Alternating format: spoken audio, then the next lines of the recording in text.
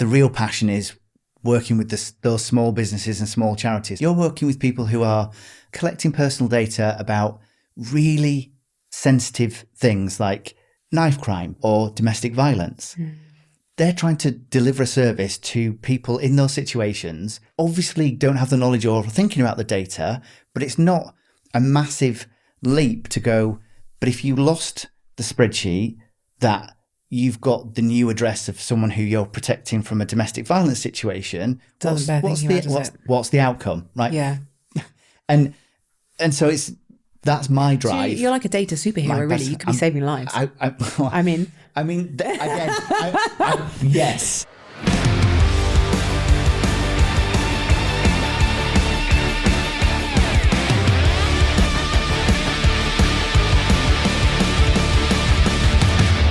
Welcome to the HoLT's Survival Guide for Small Business, Luke Beckley. It's a pleasure to see you. Thank you very much. Thank you for inviting me. Very well, thank you. Good. Yeah. Before we get started, I'd love for you to share with everybody a little bit about who you are and maybe how we've come to be sat on these sofas together. Wow, that's a journey. So in like a minute or so. Very quickly then, rough guides to how we know each other. I was very fortunate to do some one-to-one training with you a while back. Yeah. Which started me on a journey of actually getting myself out there, presenting myself a bit better, trying to get myself out of a rut with a previous role. I work in data protection and data governance and data analytics.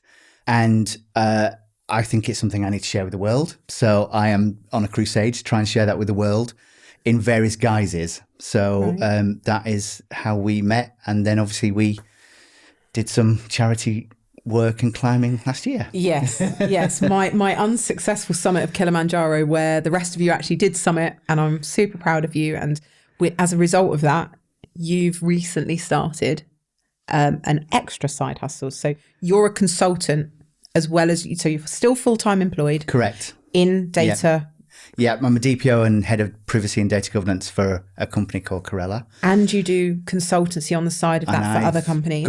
So I help out other companies, small businesses particularly, if they've got data protection issues or they want to understand more about data protection, then come and talk to me. And then there's more though, isn't there? And then I might also the busiest man in the world. Quite busy in that I, again, work with you with HoLT. So I'm the Chief Compliance Officer for HoLT as well. The charity we climbed Kili with and for. Yeah. I'm going through my tennis coaching qualification. So I'm an LTA. Okay. This is an extra one. Qualified assistant coach at the moment, just going through my instructor level courses.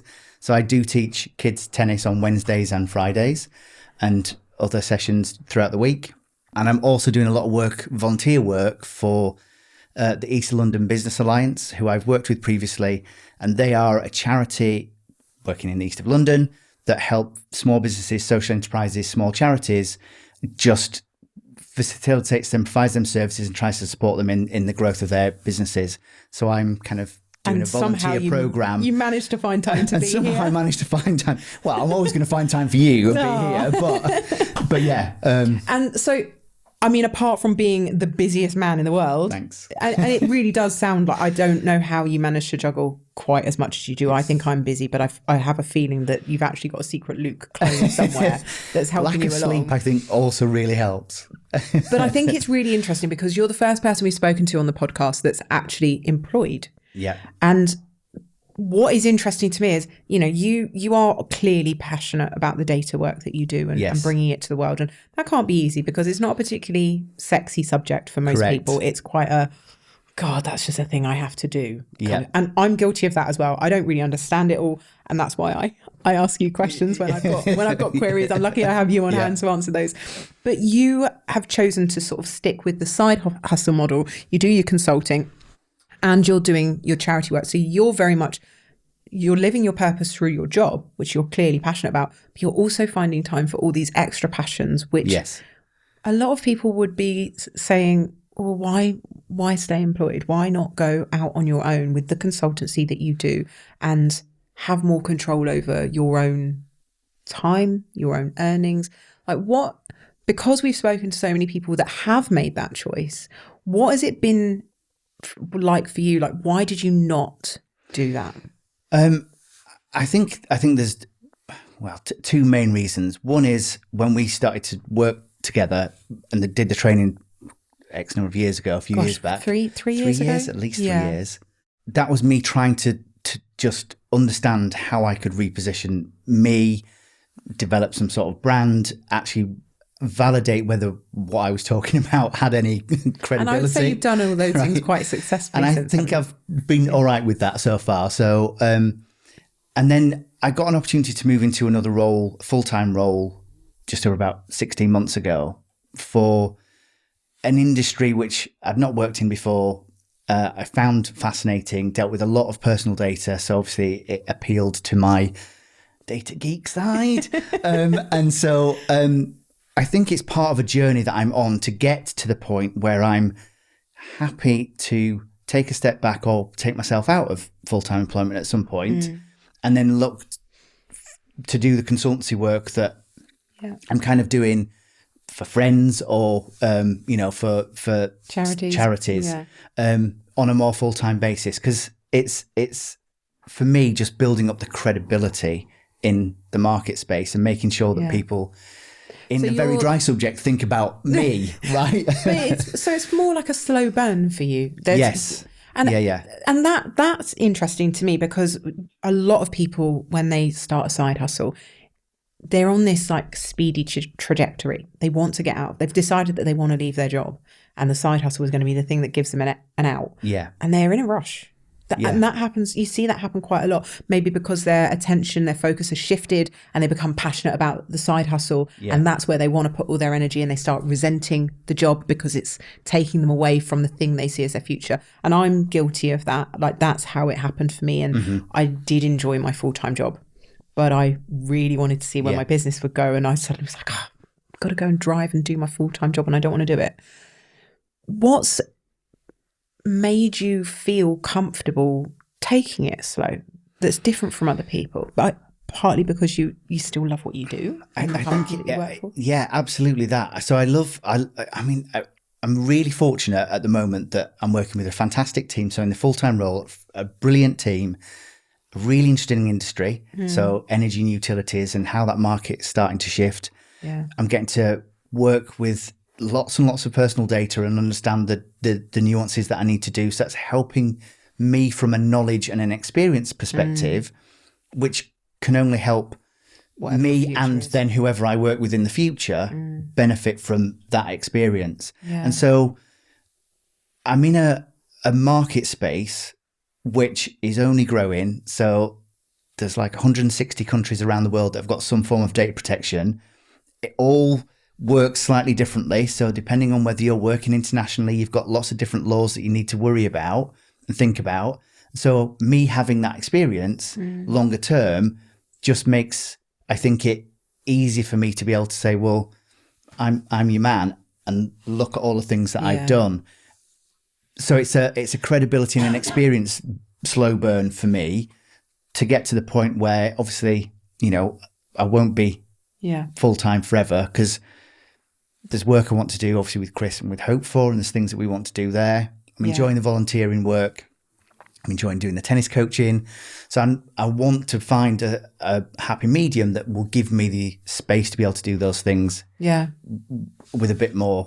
And it sounds like you've really found purpose and meaning in all of the different things that you do.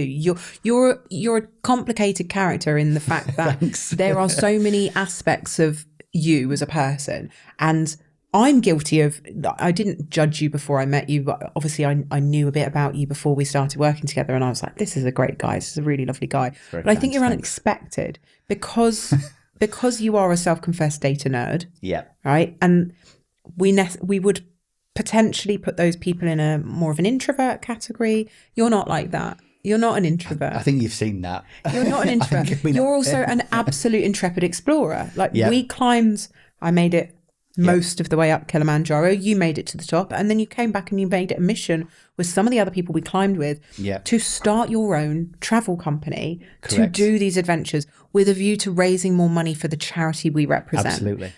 That's amazing that you loved it so much that you went, we're gonna make this a business. I hated it. and I will not be supporting your business by going, but I will support you as a business owner 100%. But Uncharted Summit's like, you've had the new branding, the new website, everything looks like it's getting going really, really strongly. Yes. And I just find it so interesting that you are doing so many different things and making them work so well together. How do you do it? How do you balance it all? And you're welcome to say, well, it's not quite balanced, because, you know, people say the same to me and I'm like, it's not balanced, it's chaos.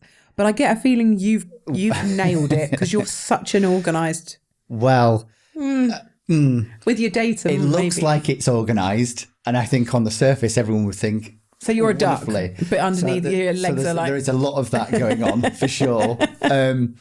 But equally working with great people, right? So you know, I've had great coaching in the past, as we know from Cheryl.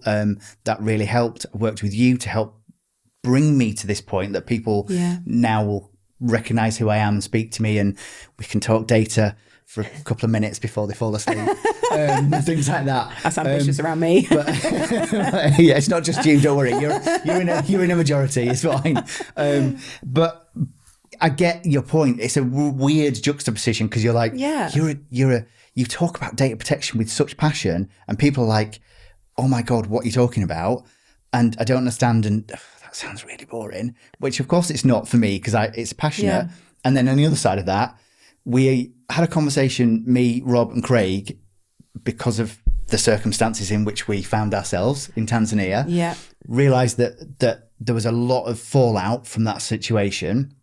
And we wanted to make sure that gap was plugged. So we started the conversation in the coach on the way to the mountain. By the time we'd come down, we'd all agreed we were doing it. And we set the company up within 3 weeks of us getting back. And you're real action takers, all three of you, aren't you? And experienced business owners in your own right. So you've got, between you've got all the tools and the contacts to do it. Yes. But you're balancing, 2 nights a week you're tennis coaching, and you're working full time, and you're doing consultancy here and there, and you're doing this. Emma, your lovely wife, must have the patience of a saint. Does she ever see you? She does.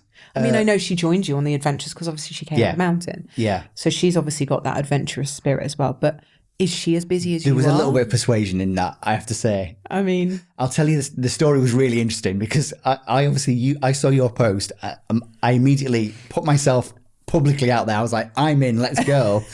I went home, I said, Emma, we're climbing Kilimanjaro. And her first words were, are you okay? This is a midlife crisis I've been waiting for. And so I was like, fine.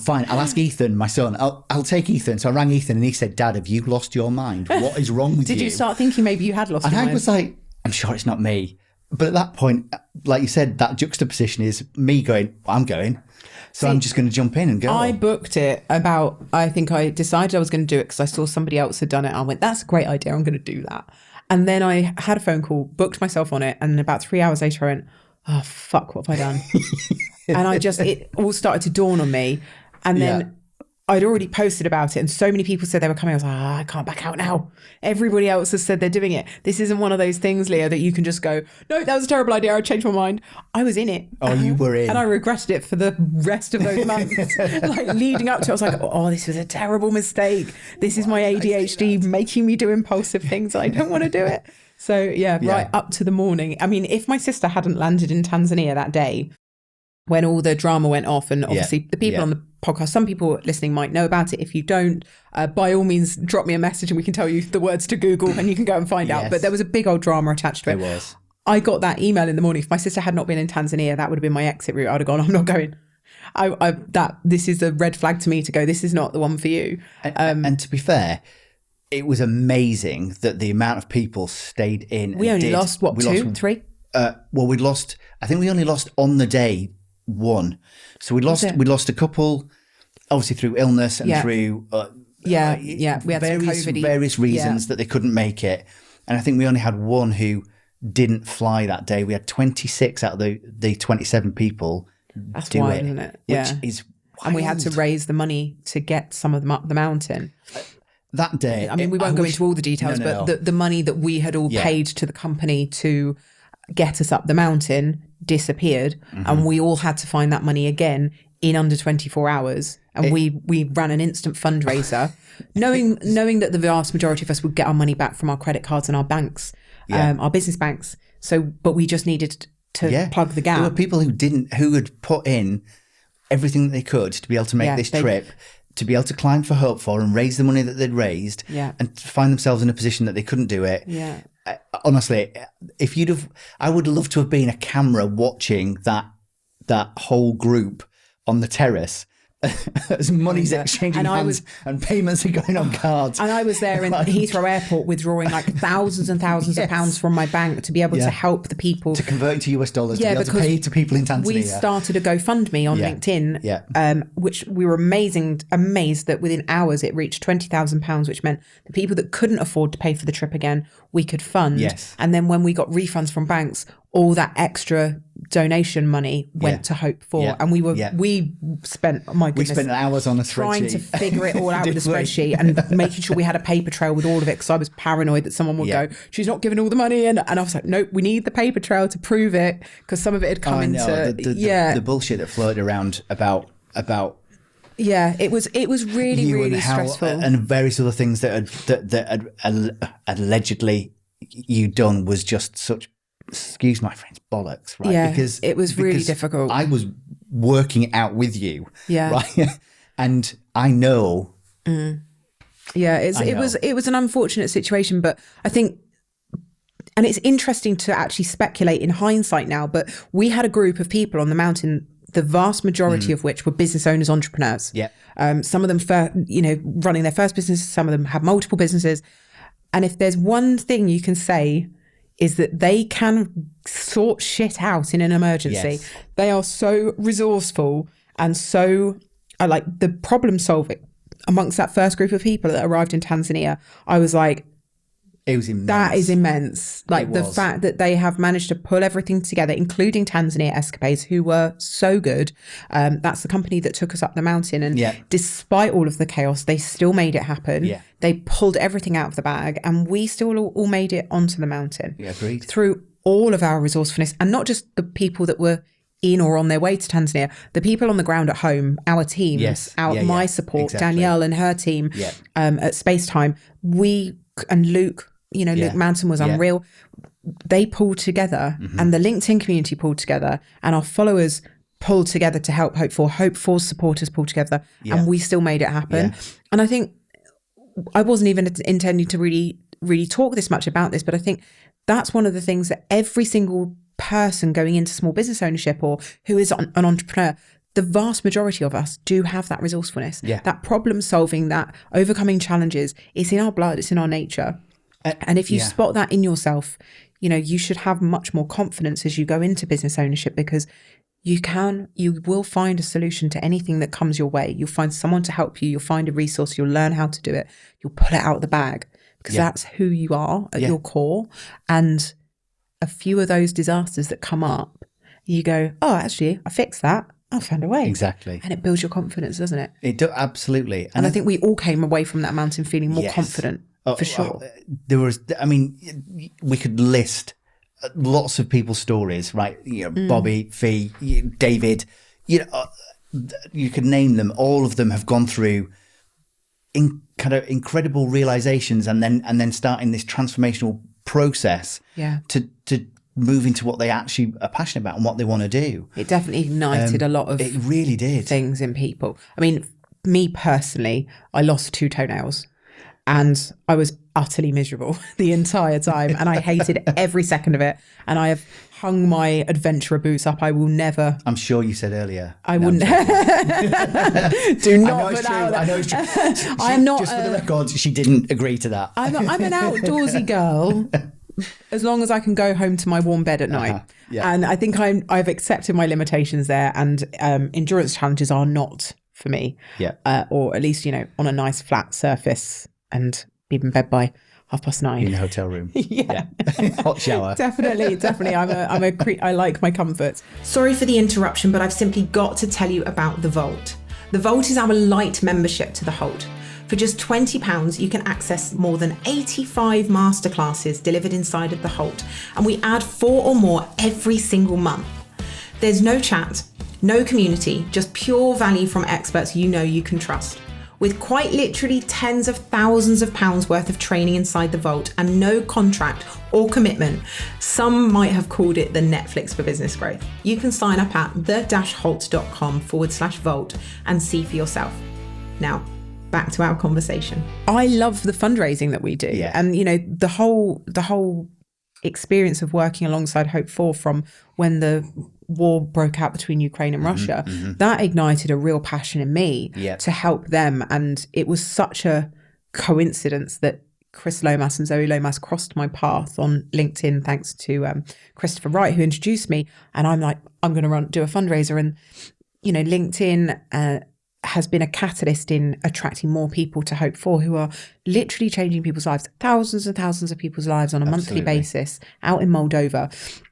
And that passion that I had for them and the passion they have for the work that they do brought more people into their circle. Yeah, exactly. And that included you, and that included Rob Sharp, and all the people that climbed Kilimanjaro with us. My own sister, Katie, is doing collections of coats and resources for them. We've got so many people that have just fallen in love with the work that they do. And they are entrepreneurs, but they're entrepreneurs that have turned their passion and their skills to really helping others. Correct. And I said to Steve on this podcast, on one of the other episodes, you know, the one thing in common that I find with all the people that I have in my circle and the people that have been guests on this podcast and the people that are in my community, my membership community, and all of my clients is there seems to be this real propensity towards serving others. Yeah. And, you know, I guess in arguably every business, you know, is designed in some way to serve others, but really having that at your core, wanting to help other people, and almost like the money that you make being secondary. The purpose and the passion and the fuel to support and help others comes first, and then the money comes second. It's not the same for everybody. And you know, there's no disrespect for people that prioritize money. Yeah.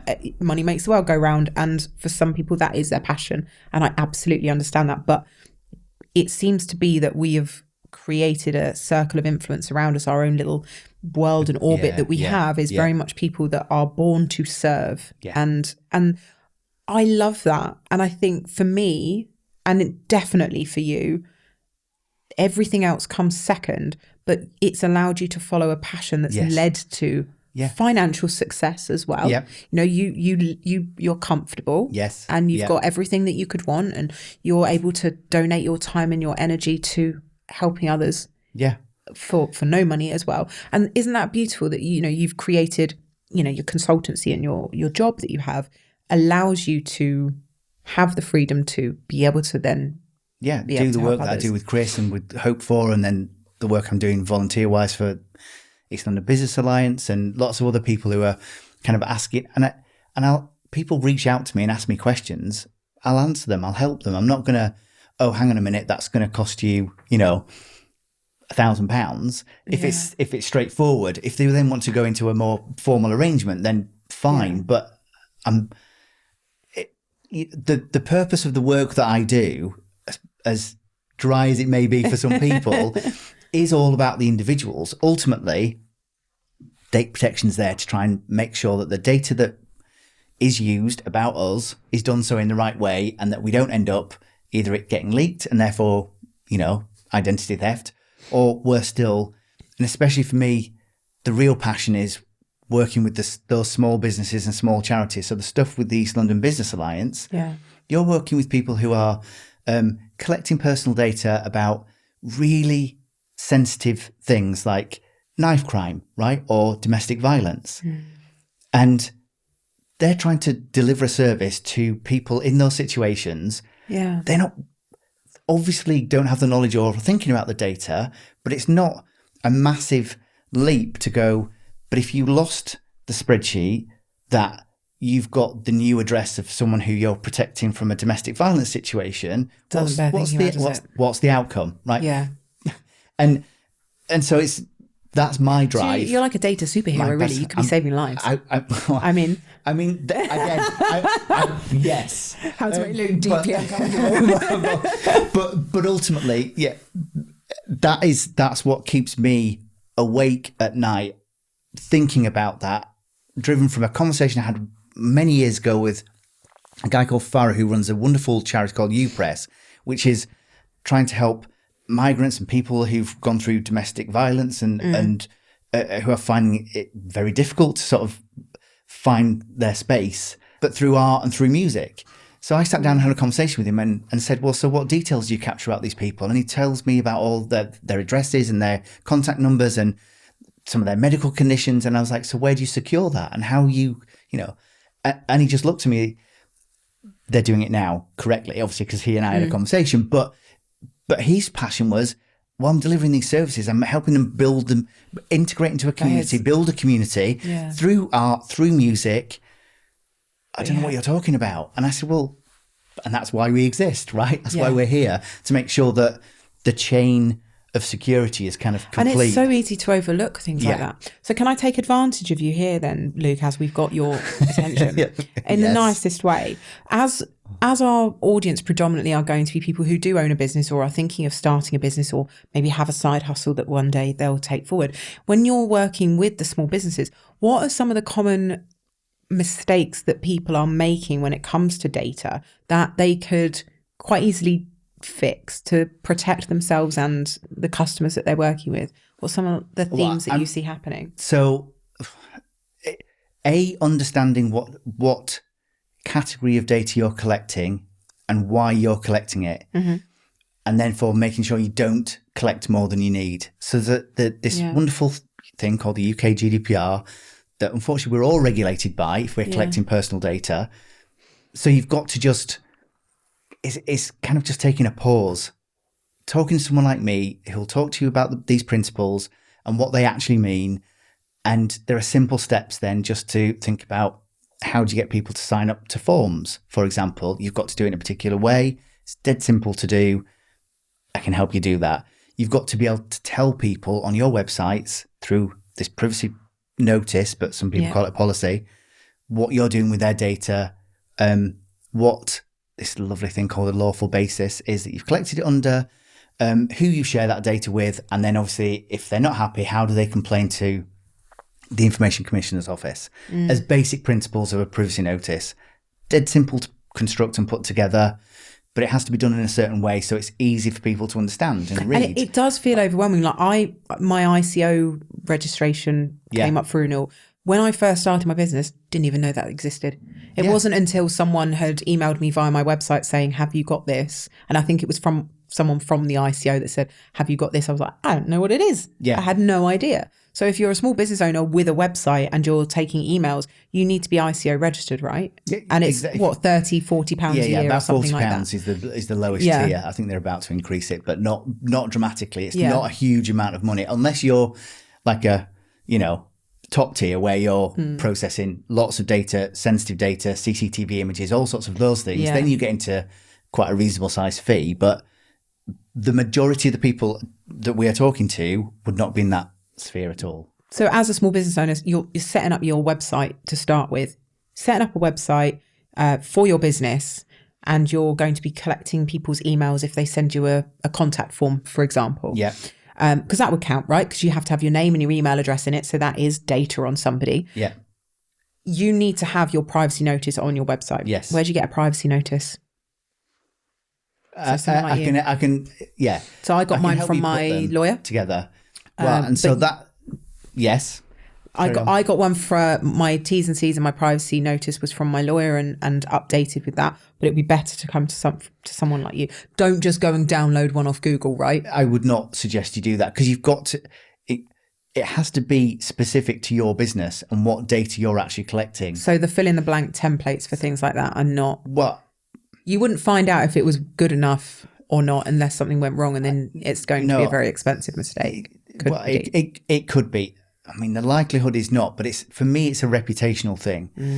And I think, and I've mentioned it before, people becoming more aware of how their data is being used and how it's being collected and all how algorithms work. There's so many scare stories in the news, isn't there? Exactly.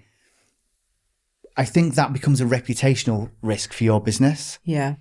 And so they're not difficult steps to do things right. And then for you to be able to go, well, we don't sell your data to massive data brokers who are going to use it for all sorts of different advertising campaigns that you have no idea about. We actually only collect it for providing you information about the HoLT, for example. Yeah.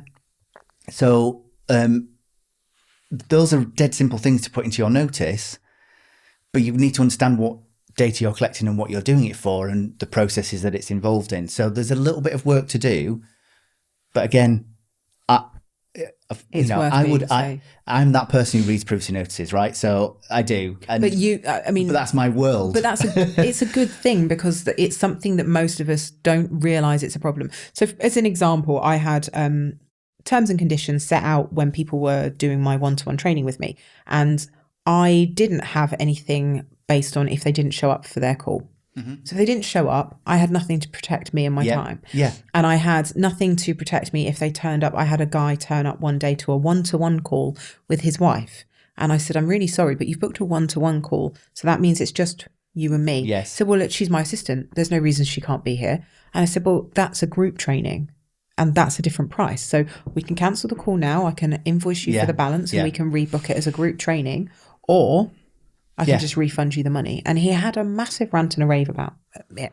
And in the end, I just went, this isn't worth it. Not my client. And I hung up the call and I sent him a polite email and I apologise for the mistake. Now, I wouldn't apologise now, but it was a long time ago. Yeah. And I just refunded him his money and emailed the person that referred him to me and said, that bloke's an absolute dickhead. Thanks for that. But it was an experience and I was like, oh my God. And so I then changed my contract and updated it to make sure it was very, very clear that it was only to be you unless pre-authorized with me that somebody else would be there. And, you know, there have been occasions where someone's, I've had neurodivergent clients that they have support people with them and that's fine, but it's always pre-approved. And there was someone who didn't turn up to the first call. They were 20 minutes late and then they didn't turn up again. And then they sent their VA instead of them and said they can do the first half hour for me. I was like, no, that's not how it works. Wow. And I then changed my T's and C's. So if somebody if they were more than 5 minutes late, they forfeited the entire session and they weren't going to get a refund. And no one's ever been late since, ever. And it's like I had to experience that pain to go, oh, I need to update that. But if you're talking about data handling, and we're not talking here like just an email address and a name. We're talking like if you are collecting addresses and dates also, of birth, financial and medical information, right? Right. Credit card numbers, for example, right? If something were to go wrong or someone's just going to decide they have a problem with you, there could be a lot of trouble there. Well, I mean, if you're collecting and processing data about someone, they've got rights to ask you what data you collect about them and what you're processing about them. And if you haven't given them that information. So A, you've got to know where that data is. B, present it back to them. And now the understanding of what is personal data, I think, is a bit of an education piece because things like your opinion about somebody on a WhatsApp or a Teams call is technically their personal data. It's an opinion about them and their character. So if somebody said something horrible about me in a WhatsApp group, that's my data. You would have rights to access that from a commercial perspective. So you've got to be very careful. There's a wonderful exemption called the household exemption. So if it was like me and you having a bitch fest in the WhatsApp about, we would never do that about someone that we can't obviously mention.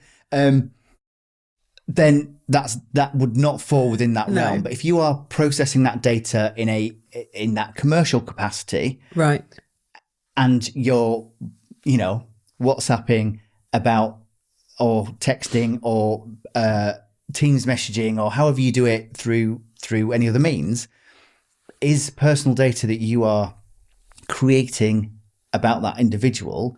Yeah. So Danielle says to me, what's this member's address? I need to send them something, and I WhatsApp her the address. I would be breaching. Well, you're not necessarily breaching, but you would have to provide them access to to sort of say, here's a WhatsApp download. You'd have to go through a whole process of taking out all the other personal information. Oh my God. Because I couldn't expose your personal information if I was sort of talking about somebody else. Yeah. And vice versa. And then say, you don't have to give them the actual WhatsApp messages. You would say there was a WhatsApp conversation and here is the actual message that relates to you. Yeah. Now we're probably scaring people to death, and that's not the point.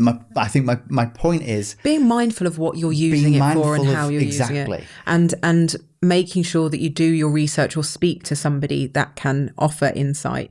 Because even just a 30-minute conversation with you could be really reassuring to make sure that you are taking the right steps to protect you against anything that hopefully won't, but potentially could happen. And having insurance policies as well, right? Because surely like there's kind of business insurances that would cover you in event of, your face says no. I mean, possibly, but so you'd have to be able to say that your processes were of a standard that if we're put under scrutiny, for example, from an ICO investigation, that you wouldn't fail that. So do you know what I mean? So it's like car insurance. You would fail the car insurance if you for a whole heap of reasons, or you don't get household insurance because you've misrepresented the things that you've got in your house. Yeah. And then you try and claim something that you'd not said was covered. So it's that scenario. It's the same thing. Your business, there's still it's better to mitigate the risk than it will mitigate, but only if you've got the fundamentals in place to be able to back up the insurance policy that you're going to take out. And so it's a lot to think about. And I think when I first started my business, when I was running the audio transcription company, I didn't have access because I transcribed medical reports, and those medical reports were emailed to me. And this was 15 years ago now. So things are done, and they went through like no, I'm lying. They weren't emailed to me. They went through a portal, and I had access to a portal, and I would download it. But they were still saved on my computer.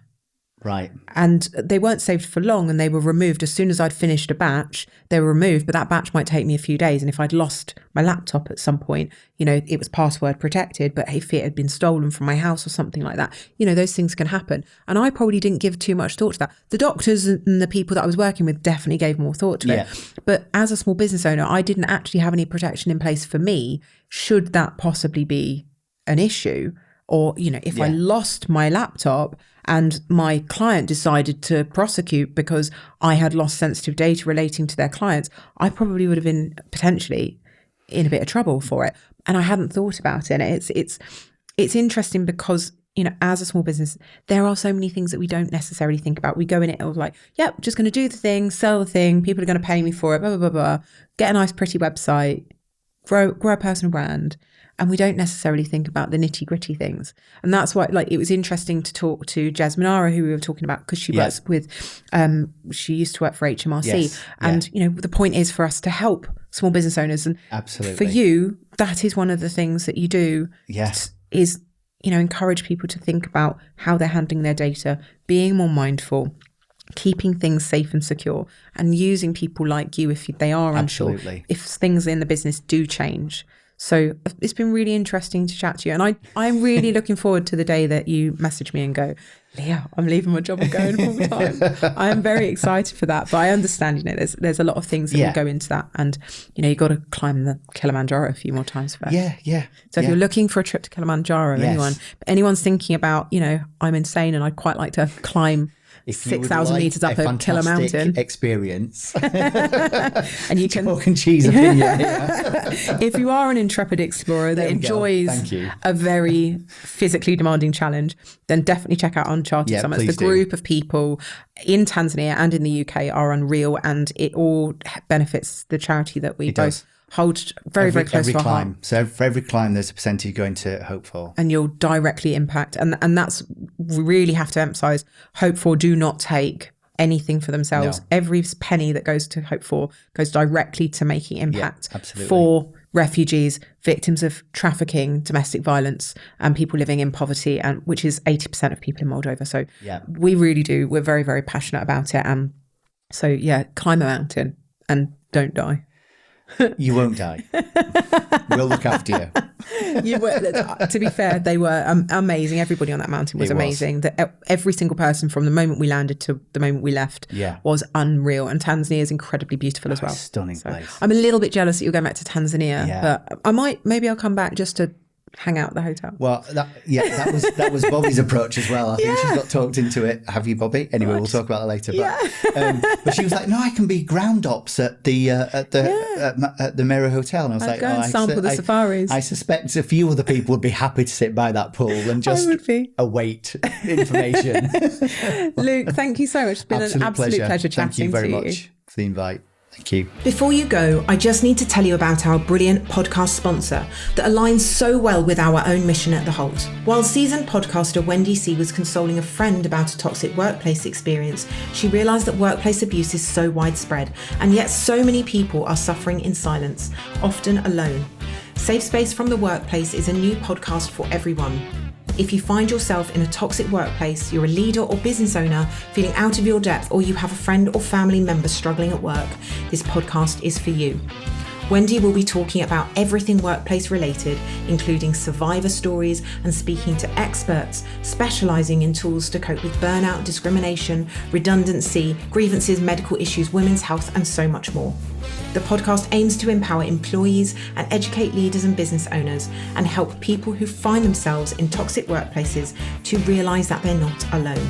Subscribe to the Safe Space from the Workplace podcast on the links below. Thanks for listening, and I'll see you next time.